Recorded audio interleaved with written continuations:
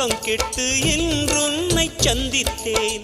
காற்றும் கடலும் நிலமும் அடித்தீ கூட தித்தித்தேன். மாணிக்கத்தேரே உனை மலர் கொண்டு பூசித்தேன்.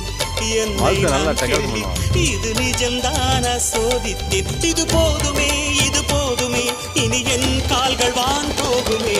என்ன அழகு எத்தனை அழகு கோடி மலர் கொட்டிய அழகு இன்றெந்தன் கை சேர்ந்ததே.